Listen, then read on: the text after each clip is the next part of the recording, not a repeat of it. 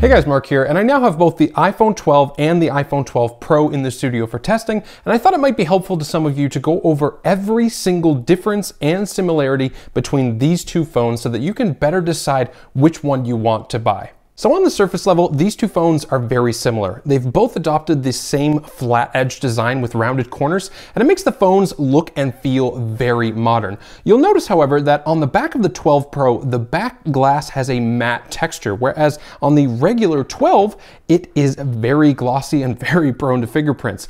On the flip side, the 12 Pro has some glossy stainless steel rails, whereas on the 12, you get some aluminum matte ones.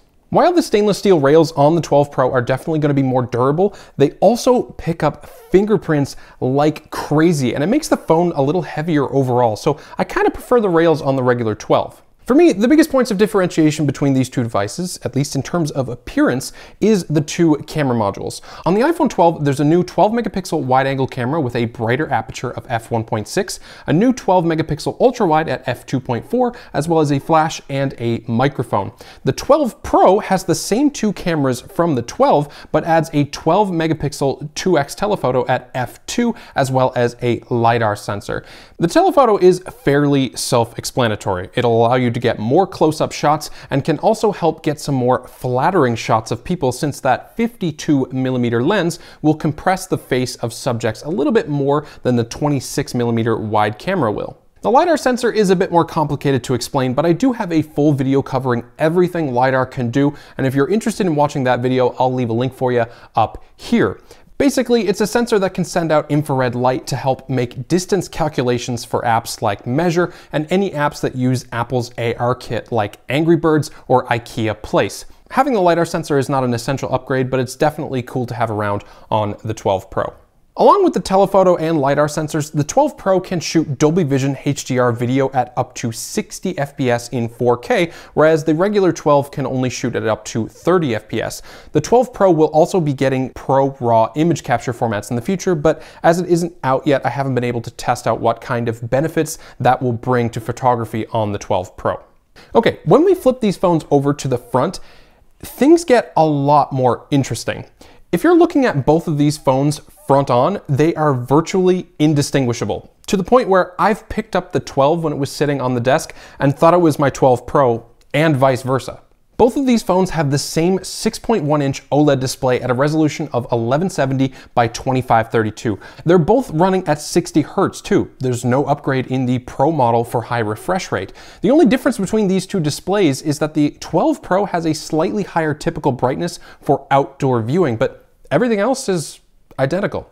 It's got the same big boy notch for Face ID, the same thin symmetrical bezels, the same earpiece speaker that matches the bottom firing speaker for stereo sound, the same 12 megapixel front-facing camera, the same ceramic shield on the front that supposedly has 4 times better drop protection.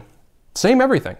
In fact, these phones are identical in size and shape as well, so that you can use the same case on both devices. The one I have here is the Caseology NanoPop. They sent me a bunch of their cases, and they're actually pretty good. I'll leave links to all of these in the description below if you want to check them out, but if you don't want to pay for them, I'm actually going to be giving some of them away over on my Twitter soon, so definitely go follow me over there if you're interested. All right, so what about the internals? Well, the 12 and 12 Pro both come with Apple's new A14 Bionic, which is a fairly sizable upgrade over last year's A13. The difference between these two phones, though, is that the 12 Pro comes with 6 gigs of RAM versus the 12 with only 4. I haven't been able to notice any difference in performance between these two phones, but the difference in RAM is likely what allows the iPhone 12 Pro to shoot Dolby Vision HDR at 60 FPS instead of the 12's 30.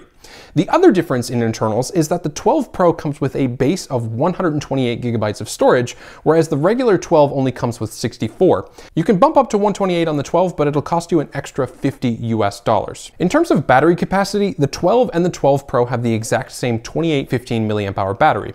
Interestingly enough though, the regular 12 actually comes out on top with a slightly better battery life. This could be because of the fact that it only has 4 gigs of RAM, or maybe the LiDAR sensor is sucking up more battery when using the cameras on the Pro, but either way, the 12 does have a slight advantage over the Pro in battery life. Oh, and neither of them will come with a charging brick or headphones in the box. Hooray! Just a couple more similarities and then I'll share some of my own thoughts.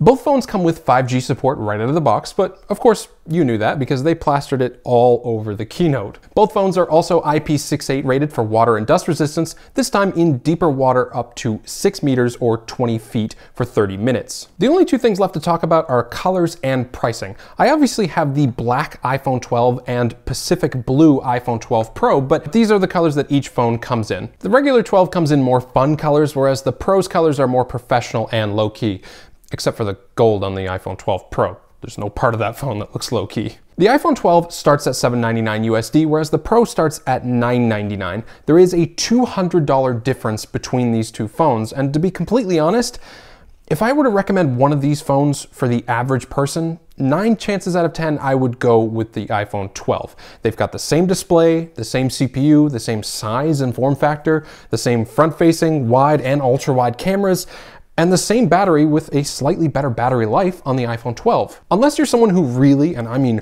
really, loves mobile photography and you want to get absolutely everything you can out of the cameras on your phone, there's not a whole lot of reason to buy the 12 Pro model.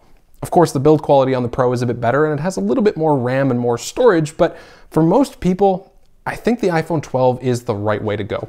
I'll have full reviews for both of these phones coming very soon, as well as one for the iPhone 12 mini, which is yet to be released, so subscribe if you haven't already to be notified when that video drops. If you like this video, please give it a like and subscribe to support my channel, and as always, have a great day.